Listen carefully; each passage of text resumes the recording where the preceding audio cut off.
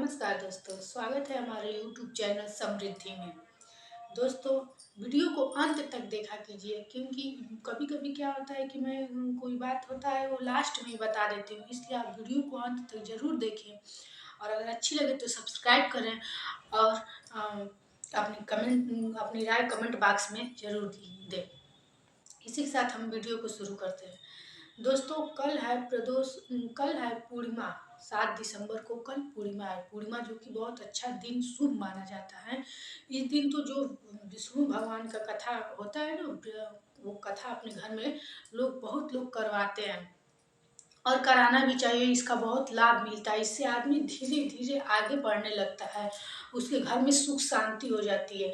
इसलिए सबसे बड़ा उपाय तो इस दिन का ये है कि आप अपने घर में जो इस दिन कथा कराया जाता है, पूर्णिमा का कथा जो होता है, वो अपने घर में आप ठान लें और पूर्णिमा के दिन कथा अपने घर में जरूर कराएं।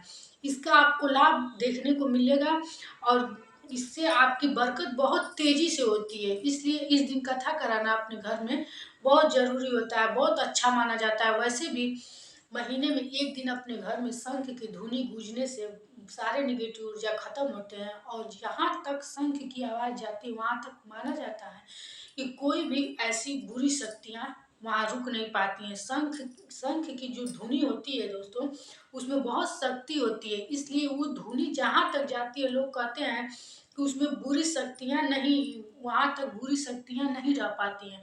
तो जिस घर में कम से कम आज घर के लोग भी शंख बजा सकते हैं, घर की भी सुबह शाम पूजा में शंख बजाना चाहिए।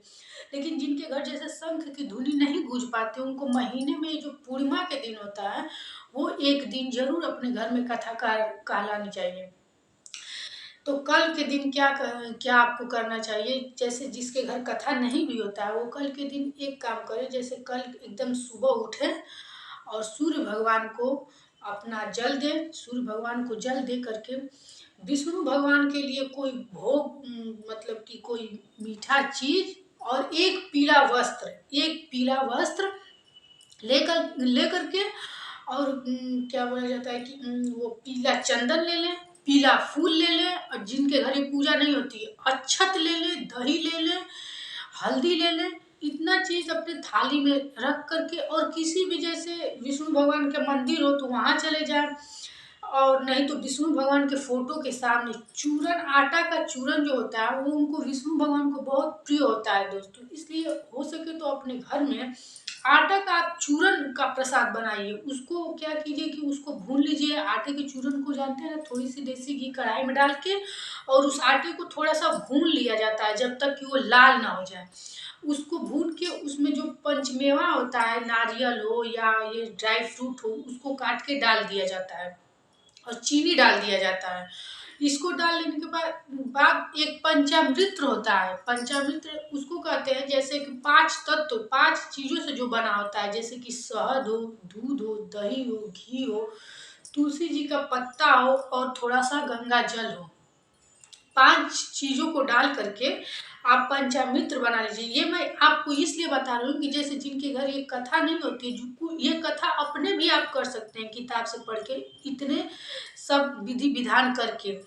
तो जैसे कि ये इतने चीज आप कर लिए और ये चीज क्या कीजिए कि अपने मंदिर में जो विष्णु भगवान का अगर आप फोटो नहीं रखे हैं तो विष्णु भगवान का एक फोटो ले लीजिए। वो केले के वृक्ष में जो रहते हैं, विष्णु भगवान को तो कई प्रकार का फोटो मिलता है, लेकिन जो अपने दरबार के साथ रहते हैं वो फोटो आप अपने घर में रखिए और उस फोटो के सामने बैठ करके ये चीजें आप उनको एक पीला वस्त्र दे दीजिए।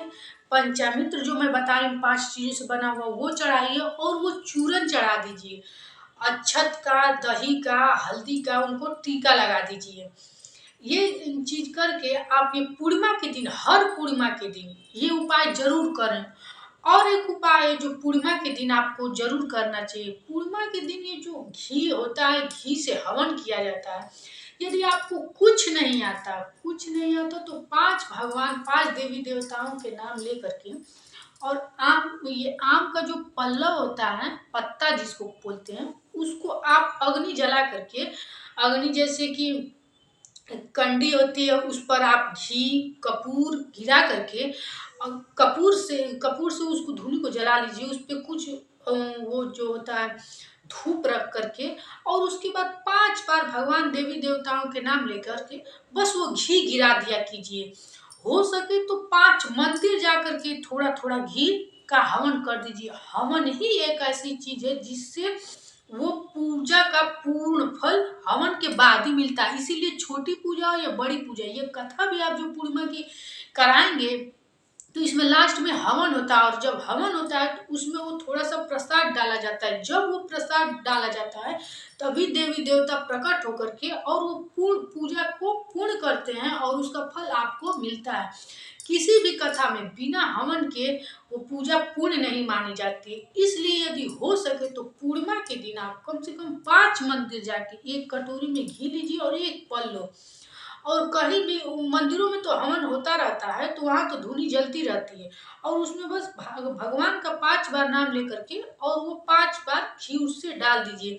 इससे आपकी बरकत होगी, आपका कोई भी काम रुकेगा नहीं और आपका जीवन आगे बढ़ता चला जाएगा। कोई भी किसी भी प्रकार की समस्या हो, इस समस्या से आप निदान पा जाएंगे।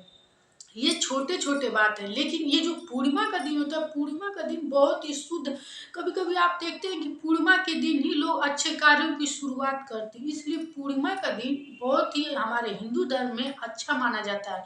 पूर्णिमा के दिन यदि आपको कोई काम शुरू करना है तो पूरा दिन अच्छा माना जाता है। किसी भी समय आप राहु काल को छोड़ के, क्योंकि हर दिन 1.5 घंटे का एक राहु काल लगता है, उस काल को छोड़ के आप वो पूजा कोई भी काम अपना शुरू कर सकते हैं। तो विष्णु भगवान का यदि पूर्णिमा के दिन नहीं आपकी व्यवस्था है, जैसे नहीं पंडित को बुला पाते हैं या आप अपने भी वो कथा नहीं कर पाते हैं, तो पंचामृत और चूरन का भोग आप लगा कर देखिए, आप पर विष्णु भगवान की कृपा जरूर प्राप्त होगी। कभी कभी पुरोहितों से आप पूजा नहीं करा पाते हैं तो आप अपने थोड़ा मेहनत कीजिए। अपना पूजा करना सबसे फलदायी होता है। उसमें लास्ट में, पूजा के लास्ट में आप कह दीजिए भगवान हमसे कुछ त्रुटि हुई हो तो क्षमा कीजिए। इस प्रकार आप अपने घर का जो ये पूजा होता है वो अपने करके फल पा सकते हैं, किसी भी व्यवस्था की जरूरत नहीं होती है। देखिए दोस्तों, हम आप लोगों को ज्यादा ये ढंड कमंडल नहीं बताते हैं कि जो चीज असंभव हो और आदमी कर ही ना पाए। कुछ लोग तो कर लेंगे लेकिन कुछ लोग नहीं भी कर पाते, तो मैं उन लोगों के लिए जरूर से बताती हूँ जिनके लिए कोई चीज करने में कठिनाई होती है। जिनके लिए मान लीजिए आसानी है वो तो बढ़ चढ़ के कोई व्यवस्था कर सकते हैं, लेकिन जिनके लिए कठिन है वो अपने घर में अपने द्वारा ही ये सब काम करके और भगवान की कृपा पा सकते हैं। इसी के साथ फिर मिलेंगे नए वीडियो के साथ। नमस्कार।